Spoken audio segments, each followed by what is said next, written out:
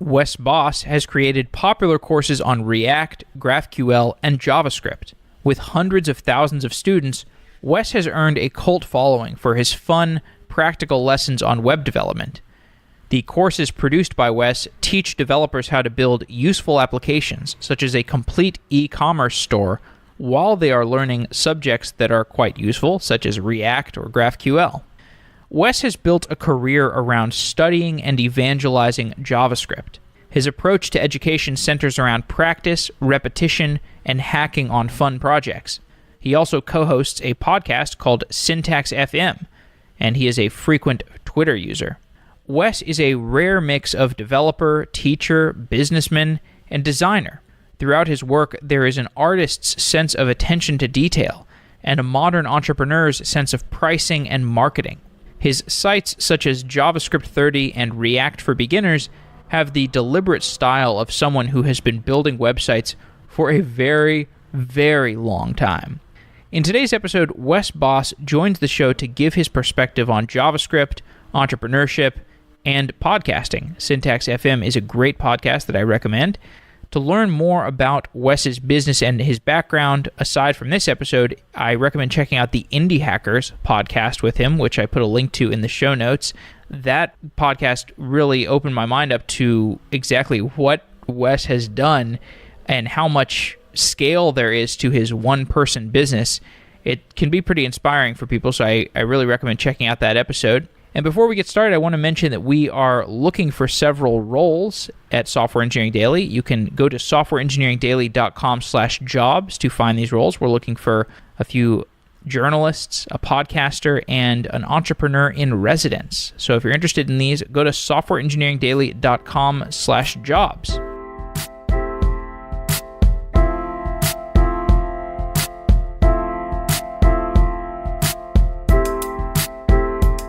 We are running an experiment to find out if Software Engineering Daily listeners are above average engineers. At triplebyte.com/sedaily, you can take a quiz to help us gather data. I took the quiz and it covered a wide range of topics: general programming ability, a little security, a little system design. It was a nice short test to measure how my practical engineering skills have changed since I started this podcast. I will admit that, though I've gotten better at talking about software engineering, I have definitely gotten worse at actually writing code and doing software engineering myself. But if you want to take that quiz yourself, you can help us gather data and take that quiz at triplebyte.com/sedaily. We have been running this experiment for a few weeks, and I'm happy to report that Software Engineering Daily listeners are absolutely crushing it so far. TripleByte has told me that everyone who has taken the test, on average, is 3 times more likely to be in their top bracket of quiz scores. And if you're looking for a job, TripleByte is a great place to start your search. It fast-tracks you at hundreds of top tech companies. TripleByte takes engineers seriously and does not waste their time, which is what I try to do with Software Engineering Daily myself. And I recommend checking out triplebyte.com/sedaily. That's triplebyte.com/sedaily. TripleByte, byte as in 8 bits. Thanks to TripleByte for being a sponsor of Software Engineering Daily. We appreciate it.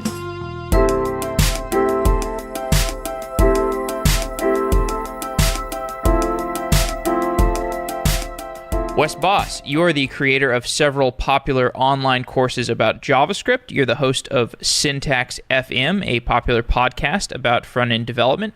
Welcome to Software Engineering Daily. Thanks so much for having me. I'm excited to be here. So you teach these popular courses on front-end technologies, and your courses center on building apps that feel like real-world use cases. For example, you have a detailed e-commerce application that you build from end to end. And this is in contrast to some other approaches of software engineering or computer science education that focus on the theoretical approaches, but your focus is more on applied software engineering rather than computer science theory. I guess it's not exactly just front end because it's full stack. It's a front end and then a node back end, for example. What led you to focus on this format of applied software engineering rather than the computer science theory? Yeah. So I don't have any sort of computer science background. I went to school for what was called business technology management. So it's a business degree focused on tech and management and servers, and I majored in telecom, so I can tell you how to calculate an IP address if you need that. But other than that, I'm completely self-taught coding because I didn't actually take any coding classes in school. And I always found it extremely frustrating when you would see these examples of foobar baz and all this stuff, and I'd just be sitting there being like, when would I ever have to use this myself? And I've also taught a lot of people in person as well. And I'm not saying that this is everybody, because there's certainly people come out of the woodwork anytime I say this. But I know that at least the type of person that takes my course much rather see this is how it's done in person, and this is where you would actually use something, and I'll sneakily teach you the concepts behind everything along the way. Like, I'll teach you why we need to use map, reduce, filter. I'll teach you why we might want to improve the flow of a function or not have mutations or things like that, but in the context of an actual application that you would build. So that's sort of been my whole mantra. I don't use foobar baz. I don't like to do too much of just sitting there and writing loops or console logging things. I certainly do that when you need to teach a concept, but I like to apply it as much as possible. And you cover this full stack JavaScript education. The idea of a full stack developer is much more popular today than it was in the past. So when I graduated college 5 or 6 years ago, me and most of my classmates categorized ourselves explicitly as a back-end developer or a web developer, and we kind of typecast ourselves as that role so that we would slot into some team at some corporation. But it seems like there's something that's changed that's led to the growth of full stack development or comfort with assigning yourself the role of a full stack developer. Was there something that changed in web development that led to the growth of full stack development? That's a good question. I don't really know, because when I first got into this stuff, it was just really out of necessity that I wanted to make things, and in order for me to make my thing, I needed to learn both sides of it. I need to learn how to build it front end. I need to learn also how to build it on the back end. So that was purely out of necessity on my end. But I think why is it becoming much more popular? I think first because, at least in my circles, Node is getting extremely popular. And the fact that someone who is pretty good at writing JavaScript on the client side can also pick up and continue to write, because that was a huge hurdle for a lot of people, is I just don't know the language that our back end is written in. And there's obviously other hurdles like understanding how do servers works and what are requests and what are streams and all that stuff that goes along with understanding how back end works. But if you take the hurdle of the language is something I already know, so there's something right there. And I think also what's starting to happen now with a lot of applications is a lot of the logic is actually happening in the client. A lot of the heavy lifting happens in the application itself, whether you're building that in something like React or whatever. And your backend is starting to become more like headless, where it's just fetching data, massaging that data before it sends it, handling all the requests, handling all your authentication, things like that. So I'm not going to say that backend is getting easier, but I think that it is definitely much more approachable for someone to get in there and start to build and sort of make things work themselves if they don't necessarily have a whole lot of back-end experience. Who are the typical types of students that are purchasing your courses? Are they brand new to software engineering? Are they looking for some continuing education? How does the prototypical student look? It's actually all over the place, which I'm surprised at. So I do have a lot of people who are new to programming in the last year or two. And that's certainly probably the people who I interact with most, because they're the people that are asking a lot of questions and are really involved in the community. But there's also a huge portion of my audience is just existing developers and existing teams. Like, I've got like, if you name any large company, I bet that I've sold them some sort of either a team license or a couple licenses to some of their employees, just because the JavaScript moves so quickly that there's often good developers that just need to figure out how this stuff works. And they just grab my course, they run through it. They're good developers already. They understand how this all works. And they're able to build the thing that we build in the course and then apply that to whatever it is that they're building at their company. So it's something that surprised me because like my audience is not necessarily beginner. I don't have any beginner friendly stuff just yet. So I would say it's probably more intermediate. But then again, you do see people all over the map that are looking to learn this tech. That's interesting what you say about the corporate training side of things. It is such a big business. I know Pluralsight makes a lot of money off of the developer retraining, enterprise sales. The same thing with O'Reilly. I think O'Reilly's biggest business now is the Safari books online, and they get these renewing enterprise licenses that every large tech company has purchased on a renewing basis. What's been the process of expanding into that enterprise sales model? Because it kind of seems like maybe you started as just kind of putting up these courses and individual developers, but maybe you expanded to the company model over time? Yeah, it was just a matter of developers inside of these companies being like, hey, do you have a team license? So I didn't at first. So I just coded that into my platform and people started buying them. There's no real like enterprise sales process that I have.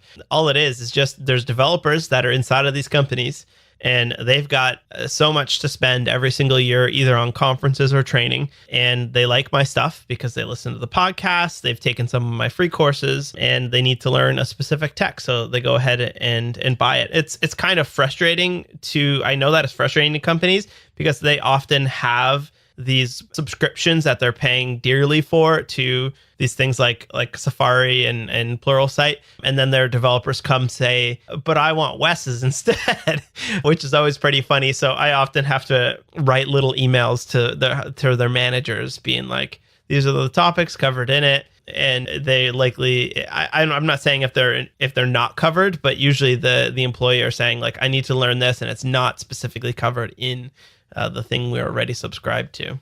Well, since you are deeply familiar with the changing pace of front-end, I do want to ask you about some different aspects of front-end development.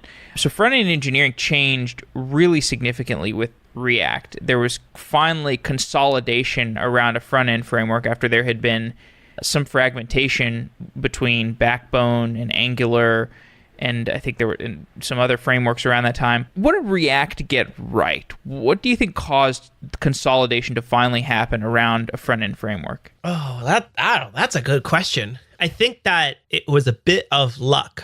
I think Angular kind of handed it to them because Angular 1 was super popular at the time. Backbone was still pretty popular. Some people were using Knockout. Ember had just come out. But Angular announced like way, way, way ahead of time. I think it was like a year and a half that, hey, we are totally redoing Angular. And Angular 2 is not going to look anything like Angular 1. And that was me at the point. I was like, oh, well, so should I stop using Angular? Or like at the time it was kind of poorly announced where they said there will be no upgrade path or something like that. And they of course figured out an upgrade path, but there was like thousands of developers, myself included, being like, well, I don't really want to continue investing my skills in this thing that's going to be dead in a year and a half, or whenever it comes out. So maybe I'll just try some of the alternatives. So I tried out React and I really liked the way that it worked. I really liked how simple it was. I think that it was relatively simple to learn at the time because it didn't, and it still doesn't, it doesn't include anything like, you don't have to relearn how to fetch data. You don't have to relearn how to do like routing, or you don't have to relearn all of these like Angular always had like the Angular way to do something, and React was simply just like the way to handle your templates. And if you want to fetch data or manage your data or do routing or anything like that, that's not part of what React does. And you have to reach outside and likely pick up some of these libraries that you're already familiar with. Have you worked with Vue? I haven't. It's kind of a funny ongoing joke on our podcast, because that's like probably the most common question that I get is, what are your thoughts on Vue? I've written a couple little things in it, but not enough to talk about it too much. But I do know that it is, I would say that it's even simpler than React. It kind of takes the things that we loved about Angular 1 and marries them with the things that we love about React. And then it also gets rid of some of these like weird things that we have in React that are sort of unnecessary to know. So I'm a big fan of it. I think that it's going to continue to become extremely popular. And also, like, Vue is huge in China and a couple of other countries as well. I know we don't hear about it maybe as often as we do, but some other countries, it's like the framework.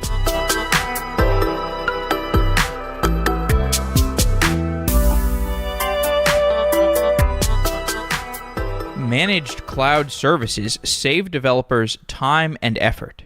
Why would you build your own logging platform or CMS or authentication service yourself when a managed tool or API can solve the problem for you? But how do you find the right services to integrate? How do you learn to stitch them together? How do you manage credentials within your teams or your products? Manifold makes your life easier by providing a single workflow to organize your services, connect your integrations, and share them with your team. You can discover the best services for your projects in the Manifold marketplace, or bring your own and manage them all in one dashboard. With services covering authentication, messaging, monitoring, CMS, and more, Manifold will keep you on the cutting edge so you can focus on building your project rather than focusing on problems that have already been solved. I'm a fan of Manifold because it pushes the developer to a higher level of abstraction, which I think can be really productive for allowing you to build and leverage your creativity faster. Once you have the services that you need, you can deliver your configuration to any environment, you can deploy on any cloud, and Manifold is completely free to use. If you head over to manifold.co/sedaily, you will get a coupon code for $10, which you can use to try out any service on the Manifold marketplace. Thanks to Manifold for being a sponsor of Software Engineering Daily, and check out manifold.co/sedaily. Get your $10 credit, shop around, look for cool services that you can use in your next product or project. There is a lot of stuff there, and $10 can take you a long way to trying a lot of different services. So go to manifold.co/sedaily and shop around for tools to be creative. Thanks again to Manifold.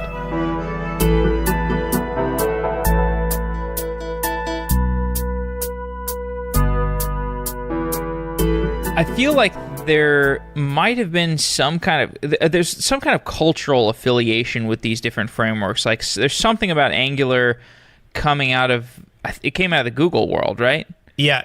Like, there's something about the Angular coming out of the Google world, and then React coming out of the Facebook world of this ruthless pragmatism and kind of, a feeling of just pragmatism that sometimes looks like sloppiness, but it's actually just pragmatism. Like, JSX just looking appalling to people at first, and then over time realizing it was really, really useful. And then Vue coming from this world of, this one guy setting up this framework, but having kind of a vision for the design of the framework and the experience of the developer who's using it. And then it seems like, to some degree, it's kind of interchangeable between them, but except for the fact that you have these network effects, and then you get all this education and Stack Overflow posts and stuff around the biggest game in town, which is React, and then it kind of becomes a self-fulfilling prophecy that it becomes the quote-unquote best framework just because it has the most resources around it. Yeah, it's kind of amazing that Vue has such a high market share, given that it was initially just created by this one guy and now is used. I think Alibaba is a heavy user in Vue, and I know a couple other large companies use it as well. So it is kind of interesting seeing where people have come from. There was a time where the future of React looked very grim, and Vue was gaining tons of popularity because of the I'm not sure if you remember the patents clause that React had, where Facebook could own all your whole company and your children and everything if you wrote one line of React. And people were freaking out about that. And thankfully they came out and relicensed it so that it wasn't otherwise, because I was getting emails like all day long. What are your thoughts on this patent thing? And it was really frustrating because like Facebook's not going to come and take your family, but the way that their license was worded looked like they would. Yeah, well, I mean, they have done things in the past that I think have disrupted some level of trust with developers or with their community. So I guess, whatever. It's hard to earn trust. Totally. Oh, I agree. It's funny that React is from Facebook because it's probably one of the least trusted companies in most people's minds right now, which is like nobody likes Facebook right now. But I'm thankful for the nice little framework we get out of it. Yeah, and I really like the team. The team seem really open and interactive. Amazing. Yeah. And so as the React ecosystem has matured, how has React development changed? Or has React development changed? Has it just been plumbing under the surface that's getting more efficient? Or has the actual writing of React apps evolved? Yeah, there was some big updates about a year and a half ago. React Fiber, and that was just a total under the hood rewrite of it, and it just got much faster, and the API looked exactly the same. But in the next coming months, we are seeing a pretty big update to what the API looks like. Not a rewrite, because everyone sort of groans when things change. They go, oh, of course, I have to rewrite my entire application. But we're just getting more APIs that will allow us to write these things in a kind of a nicer way. And the two big ones are, the first one's called Suspense, and that's going to allow us to write these interfaces that rely on asynchronous data, because that's the big thing in the browser, where the thing loads and you throw up a spinner and then you go off and fetch some data and you come back, and before you know it, you got like 15 different spinners in your application, and the whole thing is just flashing back and forth as the data loads into it, and you have to re-render that component. So Suspense is going to make that much easier. It's kind of a really neat API where it almost looks synchronous, where you can just fetch the data and then render it out. And there's some rules where the higher components will be able to detect if lower components are in this suspended state. And then the other one is this new hooks interface. So React adopted classes, ES6 classes, probably about 2 years ago, maybe a little bit longer than that ago. And one of the downsides to React classes is that we don't have properties inside of the classes, like instance properties, which was a huge pain if you ever want to put a method that is bound to that instance. So there's all these like workarounds where you can use this like ES6 thing, or you can use this like proposal and an arrow function that will bind to the instance. And they've come out with this new thing, which is called hooks. And hooks are going to allow us to just you can still use classes, but you can just write a function that returns some JSX. And if you need to hook into things like state or context or the event cycle, event methods, which are like component will mount and component did update and component will unmount.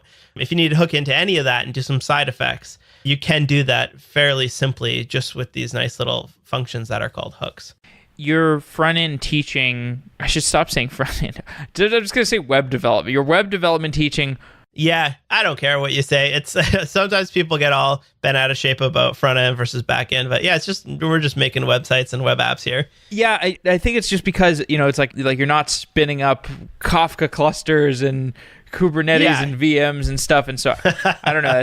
Anyway. So your teaching also includes GraphQL, and GraphQL is a system for unifying data access and making it simpler and faster for developers to issue these complex queries that hit a lot of different data sources. How has GraphQL changed how you think about web development?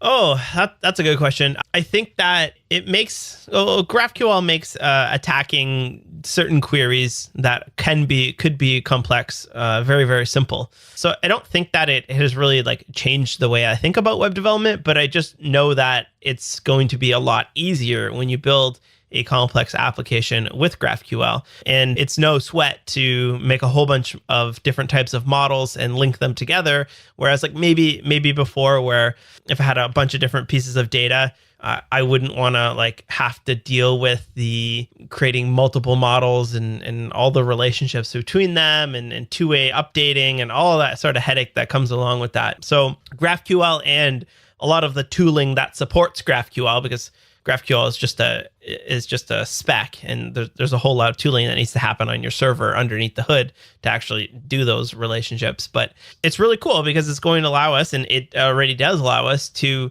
do a lot of these queries right from our client in the browser, or you can run GraphQL wherever you really want without having to worry about setting up endpoints and getting all the data, and then maybe waiting for 3 pieces of data and joining them together and making sure they all relate to each other, which has always been a bit of a pain, at least for me in the past. So I know that GraphQL is useful for these gigantic apps with lots of data sources. So obviously coming out of Facebook, is it also useful for smaller applications? Should people just start with GraphQL from day one with their small applications? Yeah, I think that it does work really well for small applications, but there is an overhead, which is setting everything up.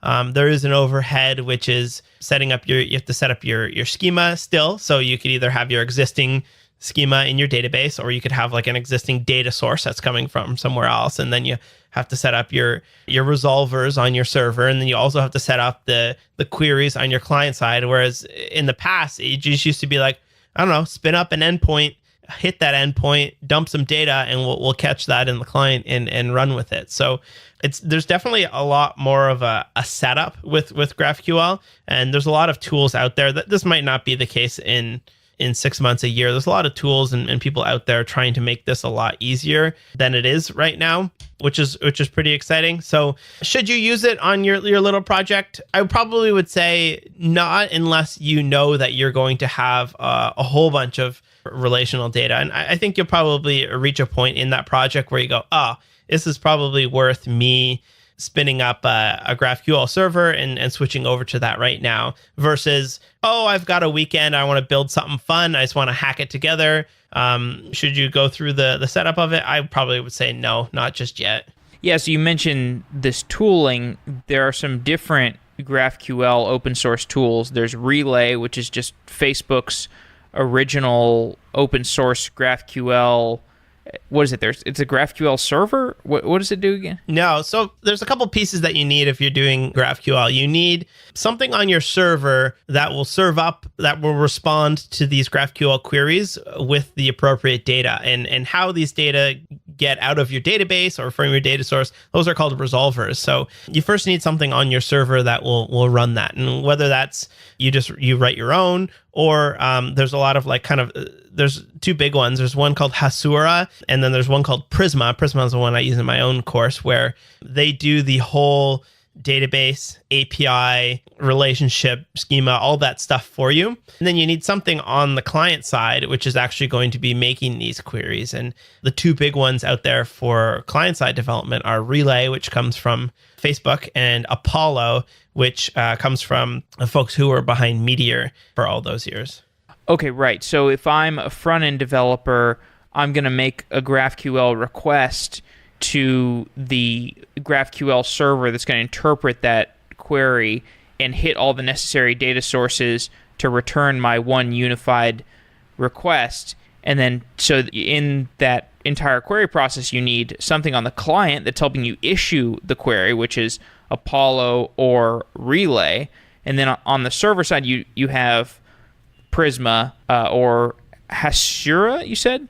Hasura, yeah. It's I think it's built in, let me just double check. It's built on Postgres. So Prisma will take in your schema and go out to, I think it's MySQL or Mongo or Postgres. It will work with all the different databases. And Hasura just sits directly on top of Postgres. But then you still, at that point, you still need all of your, you still need a logic layer at that point, which is going to handle your file uploads, all of your authentication, any extra logic that you want on there past your CRUD operations of these data pieces. Right. Okay. So this is useful because, well, the reason you want these resolvers is because the GraphQL request doesn't look like a Postgres query. And so you need some layer to interpret that GraphQL request, which looks kind of like a JSON object, into like a Postgres query or whatever, MongoDB query or something.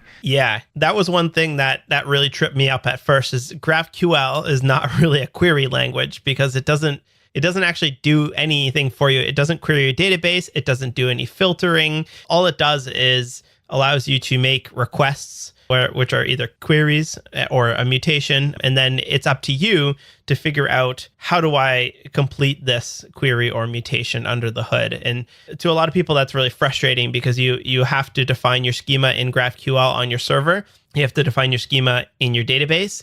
And then you also have to define your schema in the client side. And those things are often the same, but sometimes are different. Like if you want to request a user, you don't want to be able to surface their password to the client side, but you do want that data on the server side, right?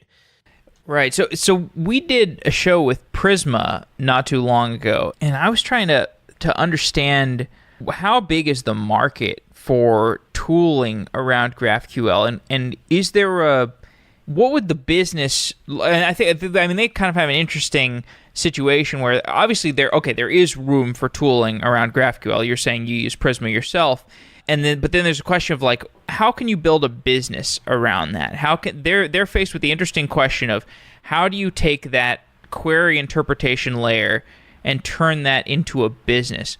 What do you think of the business around GraphQL tooling? Is there a market there? Absolutely. I think this comes back to the first question you were asking me is like, why are people becoming full stack? And it's because of services like this, right? Like the React developer who knows how to build a wicked front end application doesn't necessarily want to be bothered with the setting up the entire, because most of these applications are just like CRUD operations. We're just saving data to a database, pulling it out, and all of that. So I think that having something do it for you, I'm not sure whether it's something like Prisma or Hasura or something that you throw up on a Docker image yourself. I think that is going to become really popular. We already see it with services like Firebase and Parse and whatnot. If you can just like take that whole part away from me, I think that's great. And I think even further, what we'll probably see in the next little bit is we'll see entire things where people put the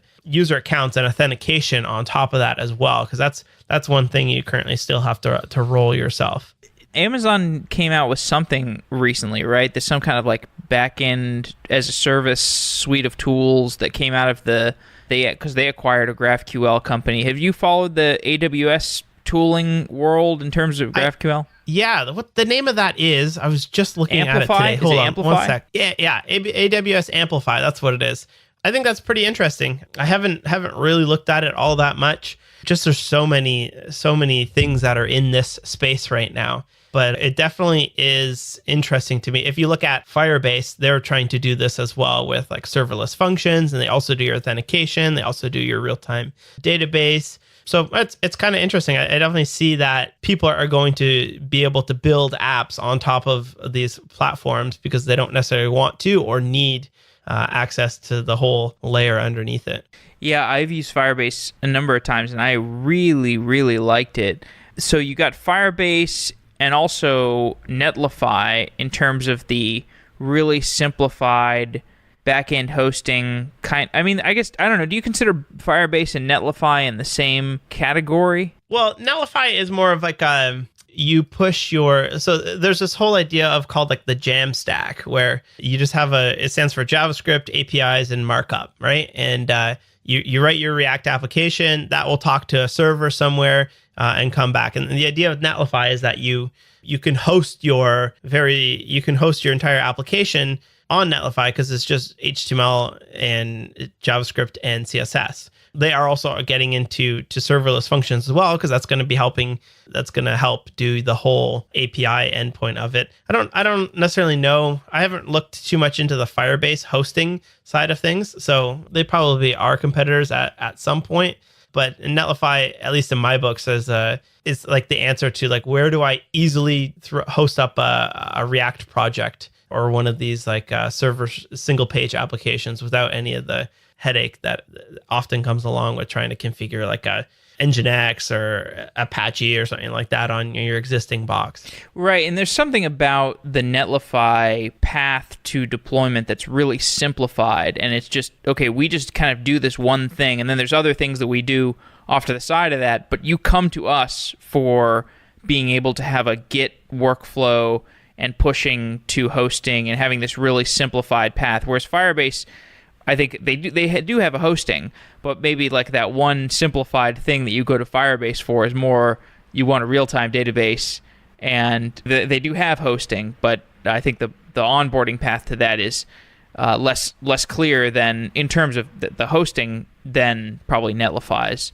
direction. So yeah, I was at the Jamstack conf, and we were going to meet up there, and I think we just our paths didn't cross, or I don't know. I wasn't there. I was only there for one day, but it was an interesting conference because this was a side of front end development or whatever full stack development that I really have not seen much firsthand. Because a lot of the shows that I do, I'm talking to like an engineer from Netflix, and it's like Netflix is probably not using the Jamstack because they're like building Netflix.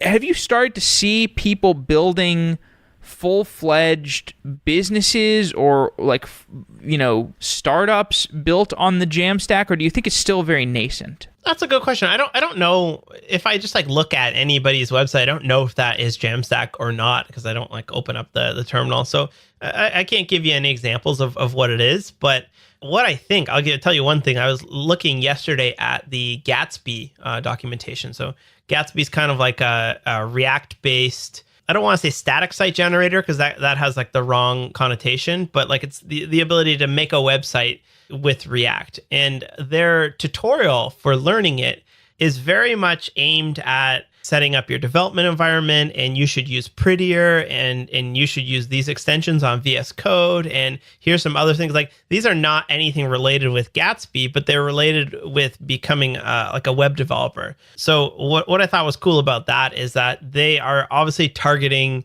what the WordPress developer was 8 years ago, where the person's first entry into web development at the time was WordPress, and then they started hacking away and were able to build a website.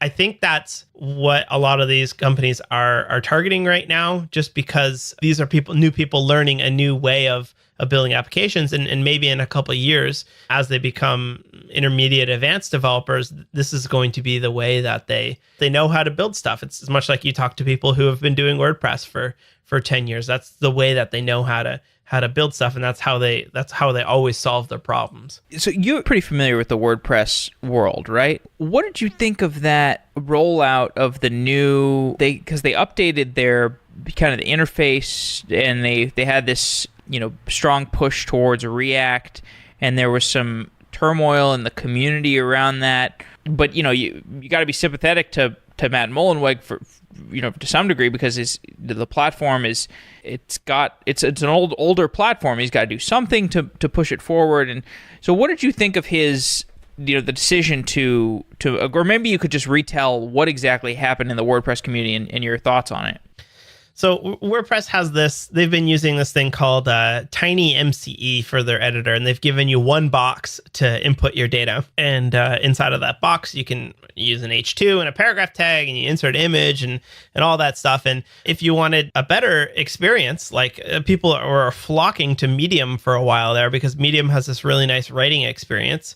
So they made this thing called Gutenberg, which is, this idea is that you're allowed to like create these Guten blocks, and you can create these different sections of content and move them around and create your own custom input Guten blocks and all that. And it's just kind of this new authoring experience to WordPress in general. And that whole authoring experience is rich. So it needs to be built in something like React. And thankful, they wrote the entire thing in React, and then the patent stuff came out. And Facebook wasn't budging on the patent stuff. And then Matt Mullenweg came out and started to flex and said, all right, well, we better rewrite this thing in Vue. And then a couple of days later, Facebook came out and fixed the patent stuff, which was good. So that was a bit of a side. I think it's really exciting that we are getting a better authoring experience. I know from what I've heard from users is that they are much happier with it. So not necessarily the developers, but the people who are using it on the other end, they're much happier. The people who I see who are unhappy with it. First, there's apparently some accessibility issues with it, which is silly that they haven't been addressed yet, because that's not something you should ever do to anyone using your website, is make it inaccessible. So that's one thing. I think that can probably be solved, though. I think the bigger thing is that In order to work with this thing, you need React. You need to know React. And I know that in the WordPress community, there's a lot of really good developers, but I know that there's a lot of more like hobbyists where they know how to make like a pretty good theme, and they have their plugins that they've built. There's this huge ecosystem all built on PHP, and all these plugins built on this old editor. And then this is now getting shooken up, and it's leaving some people out because they've probably tried to learn JavaScript many times, and it's a frustrating language to learn. It's pretty hard. So I think that's probably where a lot of these pain points are coming from, where people are frustrated that they have to relearn something. WordPress has been very stable for the last, 6-8 years. I've my own WordPress website. I just updated. The other day, I just said I YOLO updated like 20 of my plugins, and nothing broke. That's unheard of in JavaScript land. Everything will break every week in JavaScript land. So I think that's probably what it is at right now. There's a lot of frustrated developers that they have to relearn. It's a different experience. I'm sure there's lots of other little valid concerns with it as well, but I think on the whole, it's good that they are doing this. What is it about WordPress that has allowed it to stay so dominant for so long? I think it's easy to learn. It was my first entry into web development. It's a lot of people's entry. You can get something up and running really quickly. Huge community of WordPress developers, of plugins, of meetups. Like if you ever go to a WordPress conference or anything like that, these are some of the nicest people you'll ever meet in your entire life. So I think also just like ease of deployment, you can just drag and drop the sucker up onto a server, hook it up with a MySQL database, and you're up and running. So I think for the longest time, it was the best solution. And I think it still is one of the best solutions, because like I think headless WordPress is going to be something that is huge in the next couple of years, where you can still build your website in React if you want, and you just use the WordPress as a server that you can pull your data from.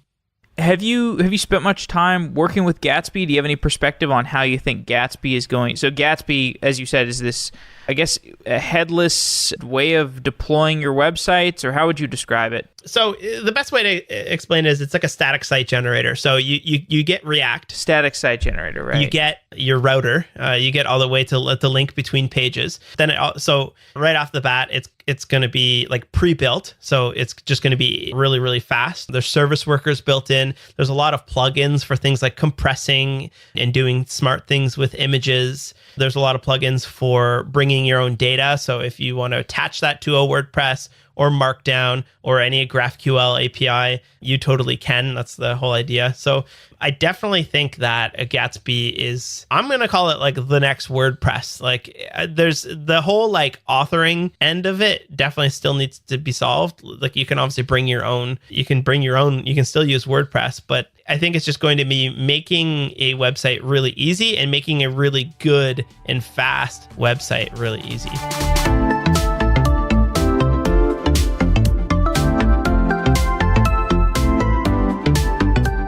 OpenShift is a Kubernetes platform from Red Hat. OpenShift takes the Kubernetes container orchestration system and adds features that let you build software more quickly. OpenShift includes service discovery, CI/CD, built-in monitoring and health management, and scalability. With OpenShift, you can avoid being locked into any of the particular large cloud providers. You can move your workloads easily between public and private cloud infrastructure, as well as your own on-prem hardware. OpenShift from Red Hat gives you Kubernetes without the complication: security, log management, container networking, configuration management. You can focus on your application instead of complex Kubernetes issues. OpenShift is open source technology built to enable everyone to launch their big ideas. Whether you're an engineer in a large enterprise or a developer getting your startup off the ground, you can check out OpenShift from Red Hat by going to softwareengineeringdaily.com/redhat. That's softwareengineeringdaily.com/redhat. I remember the earliest shows I did about Kubernetes and trying to understand its potential and what it was for, and I remember people saying that this is a platform for building platforms. So Kubernetes was not meant to be used from raw Kubernetes to have a platform as a service. It was meant as a lower level infrastructure piece to build platforms as a service on top of, which is why OpenShift came into manifestation. So you can check it out by going to softwareengineeringdaily.com/Red Hat and find out about OpenShift.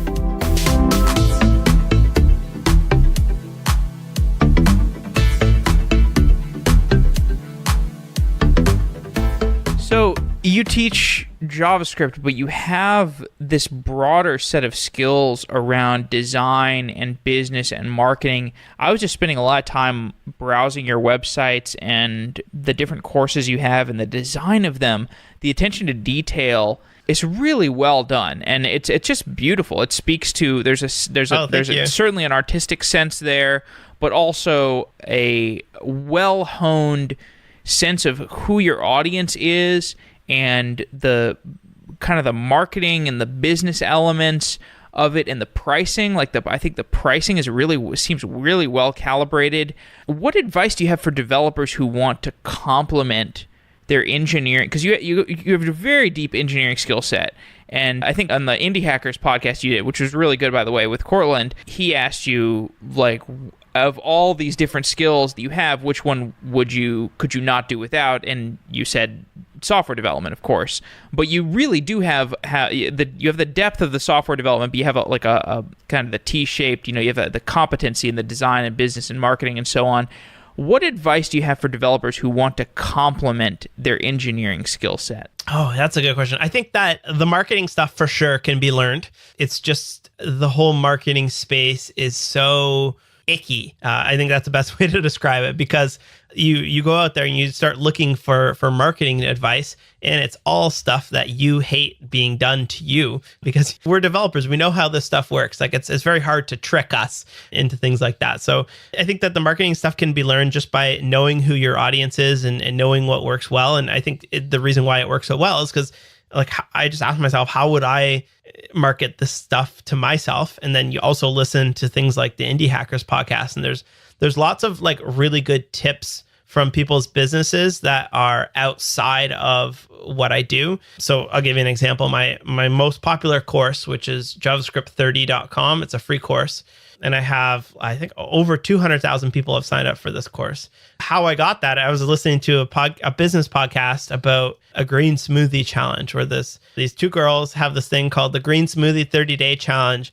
And they got their green smoothie girls, and they send you like one a day, and you go buy the ingredients and you make a smoothie, and that's the challenge. I'm like, that's awesome. I bet that would work really well for JavaScript.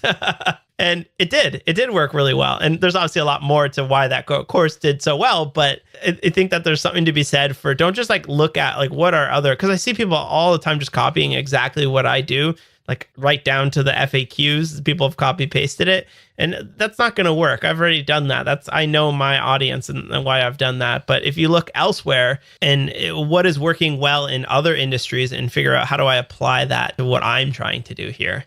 So that was marketing. Design, I started off as a designer many years ago, and I've always just had an eye for that. I definitely wasn't good when I started, but I've always enjoyed trying to design things. And also, like, when you're building a course, it's tough to build a course for 8 months, and being able to stop writing GraphQL queries and pick a font and a color scheme and the right texture is very, very nice when you are so sick of writing JavaScript all day long. Did you do that green smoothie challenge, or did you just hear about it?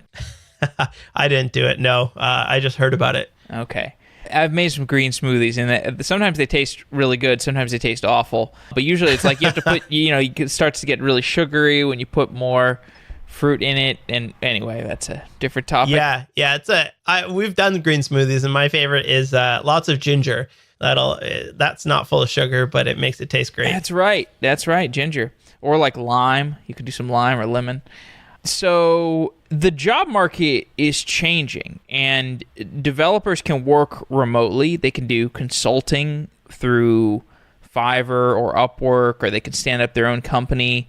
And it's much easier to start a company today than ever before. And there seem to be more solo developers than ever before. That's the whole thrust of Corlin's indie hacker thing. And then, as you have done, you can learn this variety of skills that you need to thrive as an individual. Have you experienced any cost of that? Like the experience of being a solo developer, do you feel like you're missing out by not working on a larger team? I mean, obviously you have people you work with and various partners, but it's not really like a software development team as far as I can tell. Do you feel like you're missing out at all? I don't feel like I know I am for sure. There's things like scaling up a server, or like I was asking the other day on just like on Twitter, I was asking for recommendations on kind of like self-hosted Heroku, and there's all these like things where when websites get to a certain point, like I probably wouldn't love it, but like I would love to work at Netflix for a little bit, because I'm sure there's a lot I could learn about building really big websites or problems that they've run into. Because when you work on a team and you work at specific types of businesses, there's things that you will run into that you will never run into as an independent developer. Like I've worked with many companies, especially as a consultant. I've seen a lot, but I'm sure there's stuff that I'm missing out on it. But that doesn't really bother me, just because like I do come across a lot of different situations that I need to solve in my own course platform when I was doing consulting. And I know that I'm not trying to know absolutely everything. I know that I'm just trying to be pretty good at React and Node.js. And that's my lane that I try to stay in. Yeah, and I guess you solve the isolation part of your business by, well, you have a family, but also you go and do teaching in person. So you don't, because I think isolation, that's actually one of the reasons that drives people to not want to do remote work as much. Yeah, I actually don't teach in person anymore, other than just like workshops once every couple of months. But I love being alone. I'm on Twitter all day long. I'm on Slack all day long. And if I could wish anything else, it would be that more people would leave me alone. And it's not that like I'm very extroverted and like I'm the life of the party when I'm out with my friends, but there's something so sweet about not having meetings and not having questions from everybody and just being able to open my calendar and there's nothing on my calendar for the day, and be able to just hack away and work on whatever it is that I want to get done. I'm totally with you there. The first year or so starting this podcast, I was like, this is just great. I'm just grinding and I can just kind of make my own schedule and so on. But I reached this point where I was like, I think I'm going slightly insane, because I'm just spending all my time in my apartment with my cats and like barely go, because you're just trying, part of you, or at least for me, I was just like, I want to own my own thing and I want to be able to have my own thing, and I'm just going to focus on it completely and I can get completely absorbed in it. But you lose if you don't go out enough, or if you just only go to the coffee shop and whatever. Personally speaking, I began to like lose a sense of proportion in the world, because I just wasn't interacting with enough people, and I really had to strive to do more interaction with other people. Maybe that wasn't an issue. Maybe you have friends or something. Maybe. Yeah, I've got lots of friends. Go out for coffee every now and then, see them on the weekends, talk to people. Like I also do my own podcast, so I talk to Scott, my co-host, for 3 or 4 hours on audio all week long. So people ask me about that all the time, and I can say that has never been an issue for me. Okay, let's talk about the podcast more, because you host Syntax FM, which is a popular podcast about web development. What makes for a good web development podcast? I think that we started it off because, no offense to your podcast, but we haven't found many web development podcasts like that were very good. There's lots of them out there, but they're either dry, the audio is terrible, they're not out frequent enough, they're not all that interesting, at least to us. So we kind of said, let's do a podcast, and a couple of our key points where it needs to be helpful. So it's not just us sitting around shooting the about how things work. We actually want to make it almost like a tutorial, the podcast. So I want you to that's why we call it a Tasty Treat podcast, because we want you to leave listening to the podcast going, I actually learned a couple of things listening to that podcast. That was really helpful. Or I had no idea what CORS was, and I just listened to a 25-minute podcast and Wes explained what cores was. And it's just like stuff like that, where I get emails like all the time. People are just have questions about things. And it's so nice to just be able to point them to a podcast and say, listen to this. It will fill you in on everything that's going on. So that was the first one. Second one was it's funny. We goof around a lot on the podcast, so it keeps it entertaining. And I think that's part of the reason why a lot of people listen to it, is that we keep it nice and fun. Right. So I think this is a distinction between your show and mine, is that you're a practitioner. You are actually working with this stuff, and you have a deep understanding of how React works, whereas I'm typically doing more of a survey of these kinds of things. But this approach to doing a tutorial style podcast, what's the key to explaining complex topics over audio? Because I've struggled with exactly what is because if somebody's like in their car or they're at the gym, to what degree do they, can they process a tutorial if they're multitasking? Because, if I'm watching your course on my computer, I'm going to be fully focused, and I'm going to have a window open that's the terminal. And even then, I might have to rewind a little bit and go back and be like, okay, here's this thing. And what's the key to explaining complex topics over audio?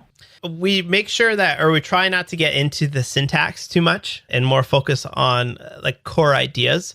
So we had an episode on React hooks. So we would explain what are some of the problems with the way React works right now? What are some examples where you might use a class? And then what are React hooks? What problems do they solve? What are some actual use cases where you'd want to reach for these things, and how can you build your own? So somebody going to work, riding their bike, driving their car, I like to think of it as surface area. They are now aware of React hooks. They're aware of the core concepts behind them. And then they can pick up one of my tutorials or go read the docs or something like that to actually see how it works. So it's more just about like, people don't necessarily know that these things exist or what they are, or just kind of like, I like the word surface area a lot, is that sometimes you just like want to like tap into two guys talking about web development, so you know what is out there and in which direction you should be going.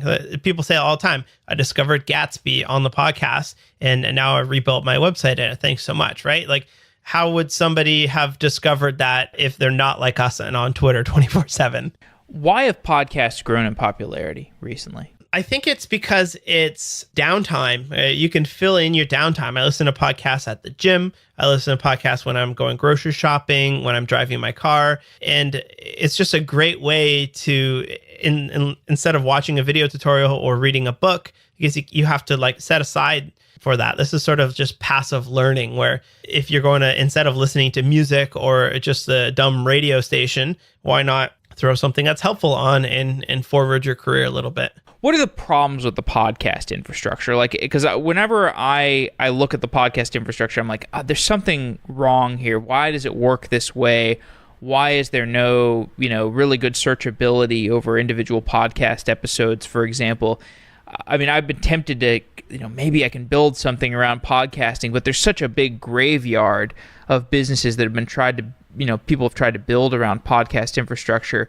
What are the problems that you see with the podcast infrastructure, and do you think there's any business that could be built there? I think searchability is probably the biggest one that we have. People ask us all the time, you should do, like, when did you talk about this? Or you should talk about this. So I think like once a podcast becomes more than 6 months old, it's dusty and it's very hard for people to actually surface those. So we've been talking about how do we change our website to surface different ideas or top episodes or things like that. So that's probably a big one. The advertising model is another big one. I know that I listen to podcasts that I know are from like NPR, and I get Canadian ads in them. And I know that they're doing something in that process to geolocate my IP when I download it and download the version with the Canadian ads in it. So I think that is also kind of interesting as well. We're lucky because our sponsors don't necessarily care about where people live, just because as long as they're web developers. But I know a lot of other podcasts have that problem where you need to be able to localize the advertising.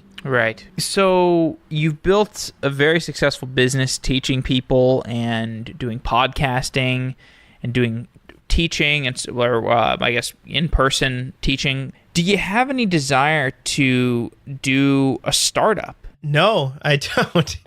I've always been interested in those things, but my main motivation in everything that I do is just to make like a comfortable, balanced family life that I have, and being able to just like I said, sit down and do whatever I want. I just want to go up to my office. I don't want to have meetings and things like that. I just want to be able to build my own thing. So that's kind of what I'm doing. And I also just like absolutely love teaching people things. That's why I got into that. So there hasn't been much of like that would be a cool startup or something like that. There's a couple things around delivering video better, which I think could be fixed. And I know there's a couple startups in that area right now, but it's never something I've wanted to solve myself. Okay, well, Wes Bos, I want to thank you for coming on the show. It's been really fun talking to you, and I'm impressed by your ability to know what you want and to get it. You've gotten it. You're there. Yeah, totally. Well, thank you so much. I appreciate it. It's been fun coming on. Yeah, continued success. Oh, thank you. Appreciate it. Continuous delivery frees up your developers to ship code independently of one another. GoCD is an open source continuous delivery tool, and we have partnered with GoCD to deliver some quick tips about modern continuous delivery. Today's tip is to have a governance policy around secrets. Secrets like API keys, passwords, and certificates need to be accessed securely, and you want to have a policy in place across your organization for how secrets are managed so that your continuous delivery pipeline doesn't become a security vulnerability. To find out more about continuous delivery, check out gocd.org/sedaily. GoCD has been a sponsor of Software Engineering Daily for more than 2 years. We've done lots of shows with the GoCD staff, and we've learned a lot about continuous delivery through those interviews, so we're proud to have their support. If you're getting started with continuous delivery yourself, check out gocd.org/sedaily. Wow!